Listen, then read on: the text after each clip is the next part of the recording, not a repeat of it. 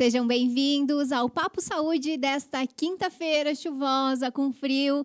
E para falar um pouquinho hoje sobre o amor, eu trouxe uma convidada bem especial, aproveitando, né, gente, que é semana do Dia dos Namorados, aproveitando esse climinha propício para a gente ficar junto a dois. Hoje a gente vai falar sobre o amor e os benefícios do amor para a saúde. E quem vai falar sobre isso e tá aqui comigo para a gente bater um papo saúde super legal é a psicóloga Gabriela Miranda. Gabriela, um prazer ter você aqui conosco no estúdio da NGTV.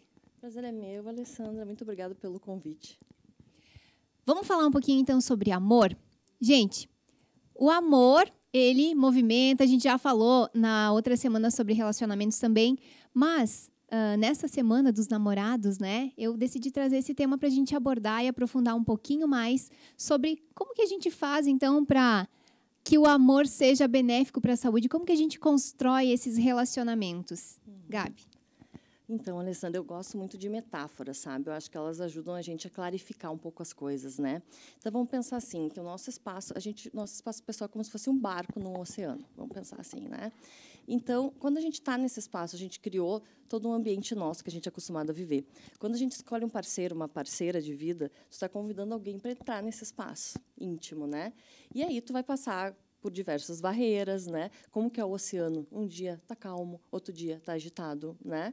Se tu escolhe uma pessoa consciente ou inconscientemente que é compatível contigo, né?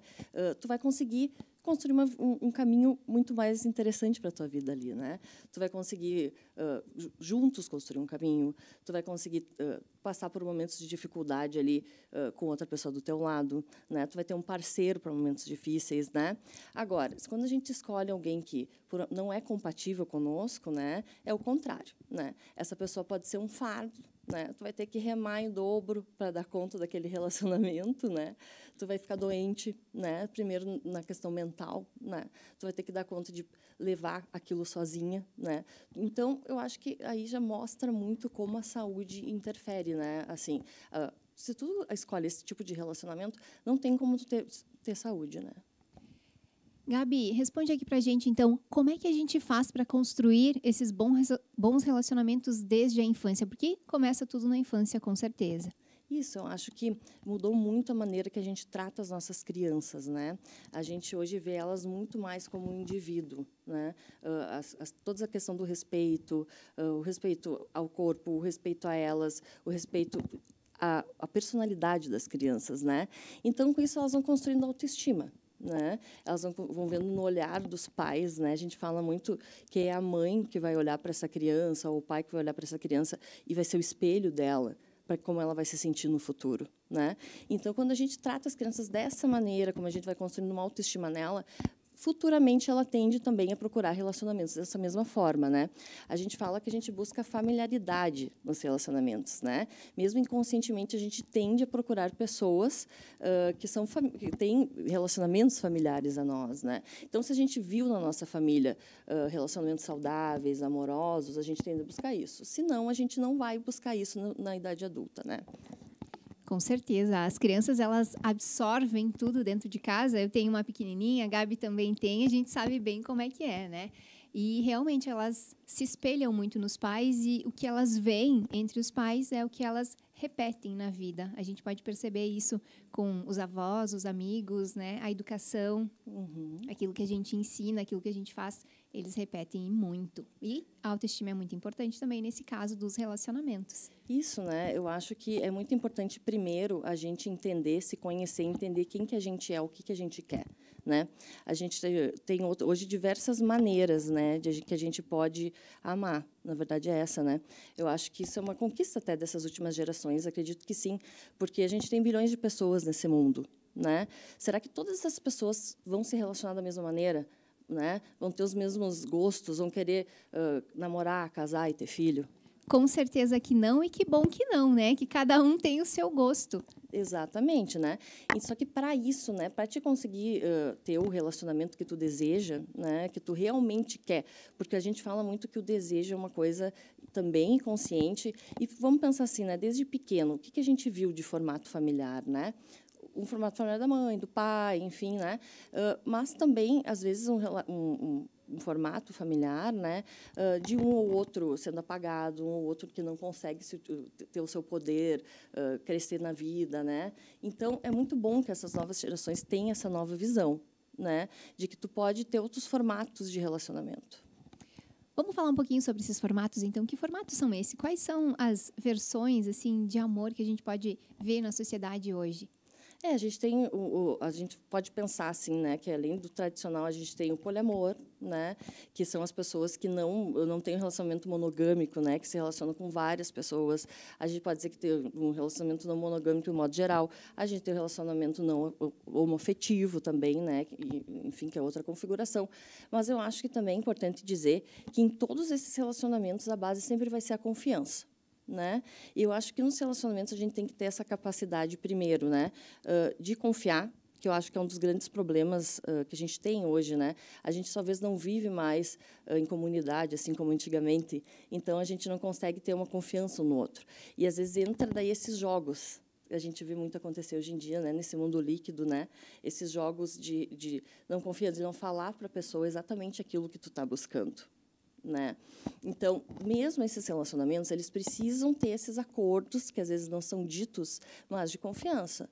Talvez é diferente do relacionamento tradicional, o que é traição para essa pessoa, o que não é, mas ela precisa saber que aquilo que foi acordado vai ser cumprido, né? E ela também precisa ter, eu acho isso muito importante, uma tendência a conseguir se frustrar. Né? Porque eu acho que as pessoas ainda buscam muito, confundem muito a paixão com o amor. Né? Então elas buscam muito assim aquela maravilha que é a paixão no início, né? Para sempre, né? Elas não conseguem se frustrar em relação a isso, né? E isso não existe, né? O relacionamento amoroso ali, como no barquinho, tem altos e baixos do oceano ali, a gente não vai conseguir. Então é muito importante tu ter essa capacidade de se frustrar, mas também ter uma capacidade de confiar no outro. Né? Que é o que a gente está falando, que vem da infância, vem de relacionamentos que já demonstravam respeito desde que você é pequeno, né? Você falava, Gabriela, sobre a diferença entre o amor e a paixão. Como que eu posso identificar isso? Eu estou apaixonada, eu estou amando, enfim, como que eu faço para identificar? Eu acho que o amor é uma coisa que a gente se perde quando a gente está apaixonado, né? A gente é como se a gente mergulhasse na outra pessoa, a gente se encanta muito fácil com ela, né? A gente vive naquele mundo muito de contos e fadas que não tem muito a ver, às vezes, com o que a pessoa é de verdade. Inclusive, eu acho que às vezes tem muito mais a ver com as nossas expectativas do que a gente quer que a pessoa seja, né? Do que o que a pessoa realmente é, né? Mas tudo bem, né? Quem nunca se apaixonou e como é bom, né? A gente ter passado por esse período de apaixonamento, né? Agora, o amor é diferente, né? Eu achei muito interessante uma frase que eu vi esses dias que falava assim, que a gente não consegue descrever exatamente o que é o amor, mas nos momentos que a gente está mais perdido, que a gente mais precisa, o que sobra é o amor, o que geralmente nos resgata, né?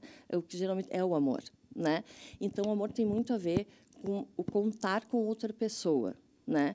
Quando tu conseguir estar com uma pessoa e essa pessoa e tu consegue ser mais tu quando tu estar com essa pessoa, né? Porque às vezes também esse se perder inicial, que é natural, faz com que as pessoas assim é como se elas sacrificassem partes delas mesmas, né, para se encaixar noutra pessoa, né? E a gente pode dizer assim que essa é a pior traição que existe, né? Porque tu está traindo a ti mesmo. Né? Tu está ali se colocando de uma maneira que não tem como aquilo dar certo, porque tu vai simplesmente perder o teu poder pessoal ali, né? De viver e de existir. Com certeza. Falando em traição, já que você tocou nessa palavra, por que as pessoas traem? De que forma que elas traem, né? Mais comumente a gente sabe como é que é, mas existem outras formas também, né? Enfim, que se pode considerar traição. Como que a gente percebe isso também? Eu acho que eu gosto muito de uma fala assim, de uma psicanalista, que agora não vou me lembrar de cabeça, mas que ela fala que hoje que a traição, principalmente aquela pessoa que trai repetidamente, né, assim, é uma traição no fim a ela mesma, né? Porque se a gente for pensar, a gente pensa muito hoje no que para que a pessoa faz aquilo, né? Porque aí a gente consegue entender claramente o objetivo final. Para que uma pessoa que quer estar no relacionamento, que investe energia no relacionamento, né, sempre chega num ponto que não consegue controlar os impulsos e que acaba traindo, né? Para quem que isso vai fazer mais mal? Vai fazer mais mal para ela. No fim das contas, vai fazer mais mal para ela, né? E isso tem muito a ver com alguns mecanismos que a gente chama assim de negação, né? E de talvez pensar inconscientemente, talvez que tu não mereça ser feliz, que tu não confiar em si mesmo, que tu não queria estar naquele relacionamento ou não é confiável para estar naquele relacionamento. Então a gente vai ter que entender na terapia o que está levando essa pessoa, né, a sempre estar se machucando dessa maneira. Né? Às vezes pode ser algo que ela viu na infância, é um padrão que ela está repetindo na infância, né? Às vezes pode ser simplesmente que ela não se encaixa nesse padrão de relacionamento, porque também tem isso. Às vezes a pessoa acha que quer estar no relacionamento monogâmico tradicional e quando a gente vai trabalhar na terapia, ela vê que não. Né? Ela vê que como ela viu aquilo a vida inteira, ela acha que aquilo é o que ela deseja e não é, né? Inclusive ela não abre espaço na vida dela para ter outra pessoa, para ter um parceiro. Então ela vai ter que pensar em outros tipos de relacionamento, né? Agora qual que é a chave? É ela ser honesta com as pessoas que ela vai se relacionar, né? Porque se você não quer estar no relacionamento monogâmico, a outra pessoa tem que saber. Né? Então, porque às vezes é o desejo desta pessoa, né, estar no relacionamento monogâmico. Exatamente, né? Então, claro, a gente não tem que entender aí na terapia para ela não continuar se magoando, mas também não magoar outras pessoas. Com certeza. Isso tudo que a gente falou agora contribui para algo que é muito importante, que é a felicidade, né? Isso. De que forma que a felicidade traz benefícios para a saúde, assim como o amor? Né? Na verdade, o que acontece? Né? A gente tem diversos estudos muito interessantes, assim, tanto na questão da neurociência, neuropsicologia, sobre a felicidade nas últimas décadas. Né? Tem um estudo de Harvard que acompanhou décadas assim, pessoas e fez questionários, né, assim, para descobrir como estava a felicidade delas. Né? O que foi descoberto? Né? Que a felicidade, ela depende, a felicidade média, né, quando a gente mede assim a felicidade em décadas, o nível ali, né, através dos questionários, ela tem uma tendência nas pessoas a se manter da mesma maneira, né? Nesse estudo eles viram isso, assim. Mas nas pessoas que não se manteve, né, que conseguiram melhorar esse nível de felicidade, o que elas fizeram de diferente? Aí eles viram que foi um investimento interno. Né? Ou a pessoa fez terapia, ou a pessoa fez uma viagem que mudou a vida dela, realizou um desejo interno dela que ela não realizava, né? E aí ela conseguiu realmente melhorar a felicidade dela, né? Por quê? Por exemplo, a pessoa ganhou na Mega Sena, vamos dizer assim, né? Vamos pensar. Ela vai ter um período de felicidade diferenciado ali, mas logo se descobriu que ela volta àqueles períodos medianos dela. Né? Mesma coisa quando a pessoa perde uma pessoa querida. Né? Ela vai ter um nível de tristeza muito maior no período de luto ali. Mas, com o tempo, a tendência é ela voltar de novo àquela média. Né? E o que isso tem a ver com os relacionamentos? Tem a ver que as pesquisas demonstram também que o fator externo, que daí tem mais a ver com a felicidade, né, é a qualidade dos relacionamentos. Né? Só que uma coisa depende da outra. Ou seja, tu precisa estar internamente melhor, tu precisa internamente já conseguir construir a sua felicidade de alguma maneira, com tudo aquilo que a gente falou, autoestima, enfim, para depois conseguir escolher essas pessoas que vão se relacionar contigo, né? Para decidir as pessoas que vão estar ali no barco contigo, levando a vida, né? E esses relacionamentos, eles são amorosos, mas também são outros relacionamentos de trabalho, enfim. Claro, eu acho que aí a gente está falando do amor de uma maneira geral, né? Porque, na verdade, a gente pode escolher as nossas pessoas. Daí tu pode me questionar assim, mas a gente escolhe por quem que a gente se apaixona. E é muito interessante quando a gente começa continua esse processo de autodescobrimento, assim, a gente percebe que sim. Porque quando a gente muda o nosso olhar, a gente até consegue se relaciona assim por diversão com algumas pessoas que a gente vê que não, né, que não são compatíveis. Mas a pessoa que a gente vai realmente trazer para dentro do nosso barco ali vai ser alguém que é compatível contigo. Tu começa já a entender os teus padrões de funcionamento, né? Começa já a entender até as tuas falhas, né? Que é o que tu tem assim às vezes aquela tendência a procurar, mas tu sabe que não vai te fazer bem. Né? Então, por isso que esse processo de autodescoberta é muito importante também para a escolha de parceiros. Né? E é um processo interno. Né? E aí, a partir desse processo interno, o externo mais importante é quem tu escolhe viver. Né? E como que se trabalha essa questão dos relacionamentos com a terapia, enfim, de que forma que pode ajudar essas pessoas que ainda talvez não se encontraram, né, dentro desse complexo que é o amor, enfim, os sentimentos? Eu acho que o principal componente da terapia sempre vai ser a questão do acolhimento, né? A gente percebe muito assim que as pessoas elas não conseguem, a gente não consegue, a gente vive num mundo muito corrido que a gente não consegue primeiro entrar em contato com os nossos sentimentos, né? A gente nem se permite muito isso. A gente está sempre aqui na cabeça, pensando no que a gente vai fazer agora, depois tem que fazer isso, tem que fazer aquilo. E a gente nunca não consegue entrar em contato com o que a gente deseja de verdade, né? Eu acho que começa aí. E depois, quando a gente vai começando a entrar em contato com isso tudo, a gente vai percebendo o como a gente não é amigo da gente mesmo, sabe? A gente vai percebendo assim que a vozinha que está ali na nossa cabeça, quando a gente está passando pelas dificuldades, quando a gente não é amorosa, né? Geralmente, às vezes a gente consegue até, mas a gente ainda se martela muito, né? Assim, eu gosto muito eu estava lendo um livro sobre atenção plena, até que é uma técnica bem interessante, e no início ele fala assim: como que seria se uma amiga tua te ligasse e falasse assim: olha, terminei um relacionamento amoroso agora, me ajuda, de novo aconteceu isso comigo. Você respondesse para ela: nossa, você é muito burra, né? Eu não acredito que você está fazendo isso de novo contigo mesmo, né?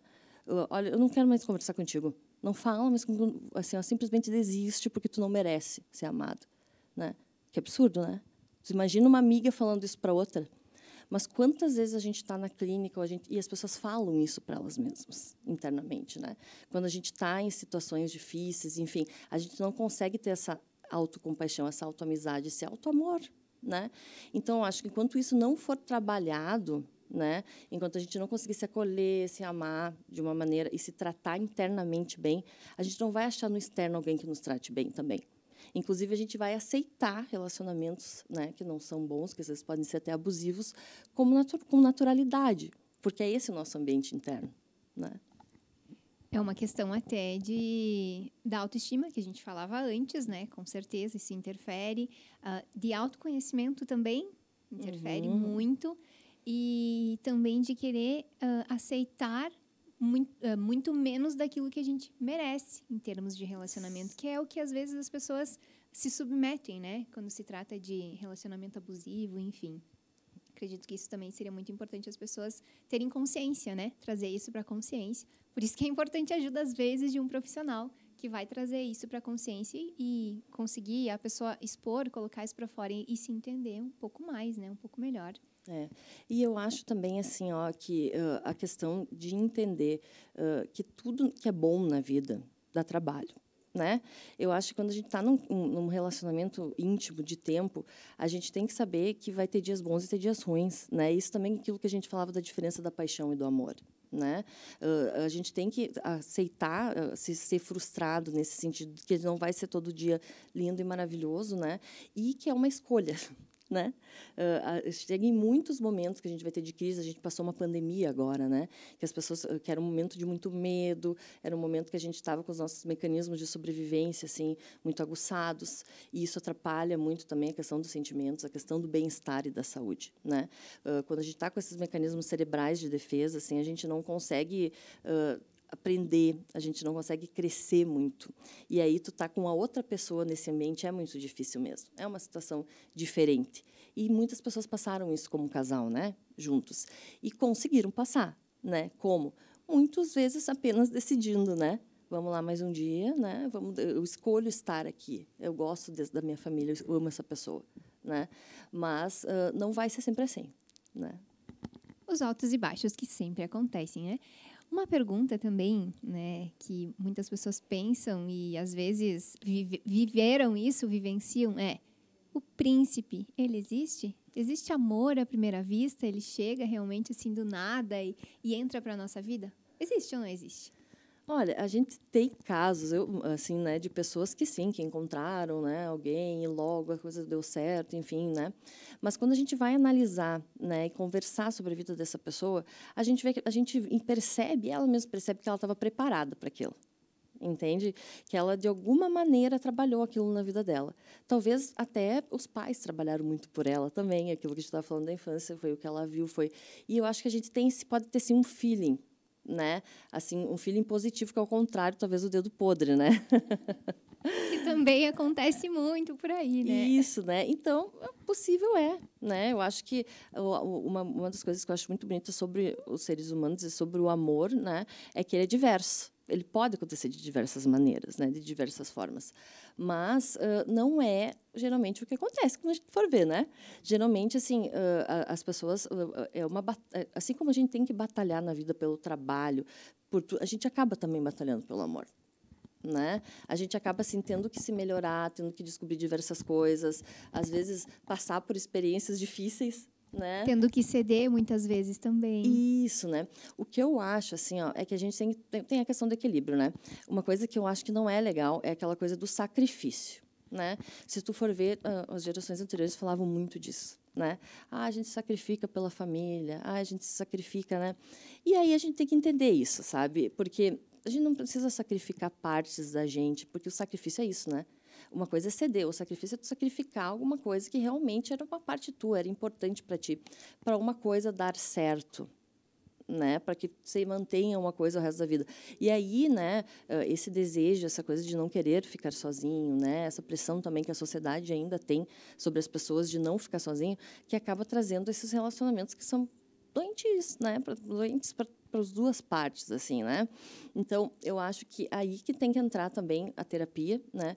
Porque não adianta tu chegar para uma pessoa que está passando por isso, né? E dizer, olha, né? Como é que tu não enxerga que tu está vivendo isso? Ela tem os motivos. As pessoas, elas fazem o que elas podem, né? Elas têm os motivos dela para passar por essas situações. E aí a gente percebe na terapia que às vezes elas precisam do quê? De um olhar e de até um maternar, um amor que elas não tiveram. Tu entende? Para daí elas conseguirem enxergar que são merecedoras disso tudo, né?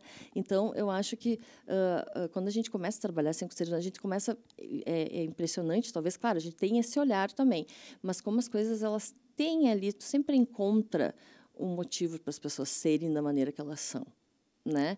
E a gente tratar e a gente prefere, né? Eu acho que esse é o caminho da terapia, trabalhar pelo amor, né? Trabalhar do que pela dor, né? Que é ali acolhendo, entendendo de onde que está vindo tudo aquilo. Com certeza, sobre estar junto ou estar separado, né? Ser solteiro ou ser casado. Eu tenho uma amiga muito sábia que sempre fala uma frase que é: solteira assim, sozinha, nunca. Então, também não é que você precise, com certeza, estar com alguém para ser feliz. Você primeiro precisa ser feliz consigo mesmo. Isso. E a gente vê, né, que com essa pressão toda que a gente sofre, né, todos sofremos para estar no relacionamento. Às vezes na terapia as pessoas falam assim: "Ai, mas eu me sinto muito sozinha". E quando a gente vai analisar a vida da pessoa, ela não é sozinha, sabe? Ela tem toda uma rede de apoio, ela tem amor na vida dela. Ela tem uma, né? Então, só que ela foi ensinada a ter aquela visão de que o amor é só o amor de um parceiro. Né? E, inclusive, ela, às vezes, isso também, eu acho que é uma das coisas que a gente tem sentido muito assim na clínica, é que as pessoas buscam uma validação externa do próprio sentimento, né? Uma validação externa de quem elas são. Né? Ah, vamos lá, parece que tu quer ter um parceiro para tu ser alguém, porque senão você não é. E como isso é complicado, né? Como a gente tem que olhar para isso e entender em que momento você não foi visto, não foi olhado, e para você não se sentir, precisar de outra pessoa para te dizer quem você é, né? E quando você dá esse poder, né, num relacionamento ou em qualquer para outra pessoa, você está perdendo o teu poder, né? Que é o poder de escolha, né? Que é o poder de viver, né? De ser feliz. Você está dando isso para outra pessoa que não te conhece plenamente, né? Então não tem como felicidade vir disso, né? E aquela teoria, que muitas vezes, né, na prática, que os opostos se atraem. Eles realmente se atraem? Ou realmente as pessoas se juntam, né, se amam, enfim, se escolhem por afinidades? Olha, eu acho que os opostos podem se atrair em algum momento, sim, né? Só que o que eu acho que é mais importante, né? Porque às vezes as pessoas se complementam. Elas são opostas, mas elas se complementam, né? Então, vamos pensar assim, o que é importante é a pessoa ter a mesma visão da vida, né? Tu tá lá no barco e vocês conseguem seguir os caminhos que vocês escolheram, né? Vocês têm uma unidade ali, vocês são uma parceria, né? Vocês enxergam a vida da mesma maneira, têm objetivos parecidos, vocês que quero ter filho, não quero, né? O que eu acho importante é ter a minha casa, eu ter um carro, sabe, essas coisas. Eu acho que a gente tem que ter uma visão do que é importante na vida parecida. Agora, se vocês forem diferentes, não tem problema, né? Agora o que a gente vê muito acontecer é pessoas, né, que buscam pessoas que não têm objetivos nada similares, né? A pessoa quer estar no relacionamento e a outra quer viver vida boa, né? Não quer estar no relacionamento, né? Quer viver na farra. Então é isso. Eu acho que a gente tem que ter um cuidado, né? Se tu começa a perceber na tua vida padrões, né? Um padrão de sempre escolher pessoas que não querem estar no relacionamento, tu vai ter que entender o que tu está fazendo ali, né? Por que tu está escolhendo essas pessoas? Nós estamos se encaminhando já para o final do nosso programa Papo Saúde de hoje, falando sobre o amor e os benefícios do amor para a saúde. E eu vou fazer a última pergunta aqui para a Gabriela, psicóloga que está conversando com a gente hoje sobre esse tema. Como se faz para manter que os relacionamentos se tornem duradouros, enfim, né? Alguma dica, algo assim que você possa falar para quem está nos acompanhando hoje? Como manter esse amor e que ele seja realmente benéfico para a nossa saúde? Eu acho que é a honestidade, né? Não adianta, assim. Eu acho que tu tem que estar com uma pessoa que tu consegue, no possível, ser honesto, né? Pelo menos com as coisas importantes. Eu acho que a gente tem que também entender, ter a nossa individualidade, né? Eu acho que isso é uma coisa que sempre foi falado, mas que não dá para deixar de ser falado, né? Eu acho que a gente não pode se perder ali no outro, achar que a gente tem que sacrificar a parte nossa, sacrificar todos os nossos objetivos. Eu acho que a gente tem que ter a nossa individualidade e tem que ter a capacidade de comunicação com o outro, né? A honestidade.